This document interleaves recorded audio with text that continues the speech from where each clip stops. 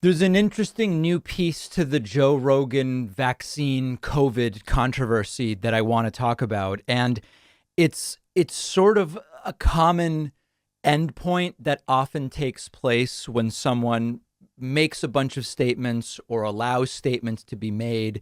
And those statements are then scrutinized, and it turns out, wow, these statements are inaccurate, they're potentially dangerous, etc.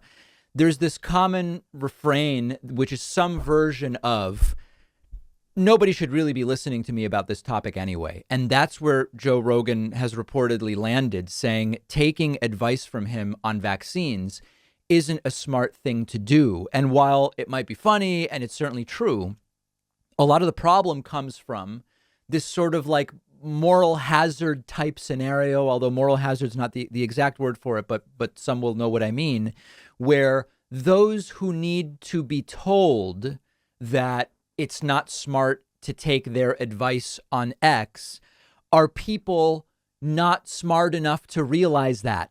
And that's really sort of what's at issue here. So let me back up a little bit and remind you guys, a podcaster and comedian Joe Rogan has been over the last 3 weeks or so, been under heavy fire for two different sets of reasons. One comes with regard to COVID and vaccine disinformation perpetuated by some of Joe Rogan's guests with no disclaimers that what the guests are saying runs counter not only to the medical science consensus, but to the empirical realities of medical science. Some such claims have also been made by Rogan himself, and this led to one controversy wherein Neil Young and Joni Mitchell and others pulled their content from Spotify in protest, Spotify, the kind of main platform for Joe Rogan's podcast. Separately, but relatedly, there has also been significant backlash against Joe Rogan for numerous uses of the N-word on his program over the last decade, some jokes and laughing related to sexual harassment and sexual assault. And so that's another problem. Today, we're focusing on the vaccine piece. And there's a new report from Mediaite, which says Joe Rogan says people who take vaccine advice from him are not smart. Joe Rogan made his way back to the stand-up stage Tuesday night and addressed the Spotify controversies. According to The Hollywood Reporter, Rogan headlined a small show in Austin, Texas at the Vulcan Gas Company and talked about the controversies. Speaking about the N-word, he said, "I used to say it if I was talking about a Richard Pryor bit or something. I would say it in context. Somebody made a compilation of every time I said it over 14 years, and they put it on YouTube, and it turned out that was racist as F, even to me. I'm me, and I'm watching it saying, stop saying it. I put my cursor over the video, and I'm like, 4 more minutes. I haven't used that word in years, but it's kind of weird. People will get really mad if you use that word and tweet about it on a phone that's made by slaves." Rogan then tackled the other controversy, the anti-vax.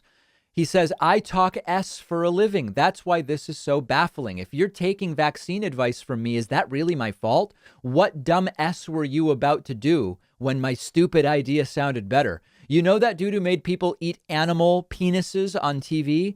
How does he feel about medicine? If you want my advice, don't take my advice." Rogan previously said dozens of celebrities contacted him for COVID advice, including Aaron Rodgers and UFC president Dana White. So this is the exact problem, guys. The problem is people are not smart enough to realize that they should not be taking his vaccine advice. The people we're worried about is the point. And that's why it's so concerning, right? If Joe Rogan was only giving vaccine advice to informed people, it would essentially have no detrimental effect. He'll be like, yeah, okay, nobody's taking that seriously. He's also, by the way, kind of calling his audience dumb, which is interesting. They may not realize that that's what he's doing. I don't know. But this whole like, come on, guys, who would believe me? It's a very common kind of face-saving tactic for people pushing these narratives. But at the end of the day, it's really an insult to his audience. You guys aren't so stupid you would listen to me, right? And unfortunately, the answer is yes, a lot of them are. A lot of them are. And it's evidenced by the fact that Dana White is coming to Rogan for advice. Aaron Rodgers said on other podcasts, when I got COVID, I talked to Joe Rogan. And there's this entire echo chamber that reinforces the idea that you would go to him. I think it was, there's this, oh man, There's this right-wing Trump-supporting podcaster named Tim Pool, who I guess said, he used to be on the left, I guess, or something like that.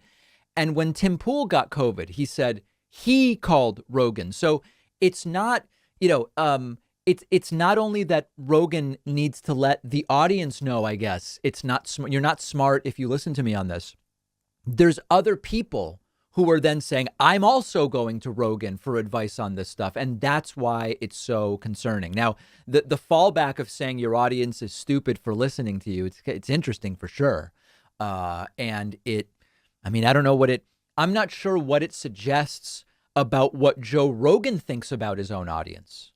Because if Joe Rogan is saying it's not smart to take advice from me, he must know lots of people are doing it. What does he think about his audience, which is an interesting question as well. But this is sometimes, it's a version of when Fox News gets sued for the things that Tucker Carlson says on his show. The lawyers for Fox say Carlson is an entertainer who engages in hyperbole. He's not saying things that should be taken as fact. He's not a reporter. But the whole shtick with Fox is report opinions and frame and package this stuff as if it is someone telling you these are facts. But when it comes to the legal defense, that's what they go to. Alex Jones, we know that Alex Jones' own lawyer or lawyers, when he has been sued, say this is an entertainer. He's doing a character here. The things he says are in character. It's almost like they liken it to, when I don't know, when Rufus Sewell plays a Nazi in Man in the High Castle, that's not what Rufus Sewell believes. It's his character. And we all get it when we're watching Man in the High Castle, but it's deliberately obfuscated when it's Tucker Carlson or when it's Alex Jones. And Joe Rogan's using a different version of that. He's not saying I'm playing a character. He's just saying it should be obvious that it's not smart to listen to me about this stuff.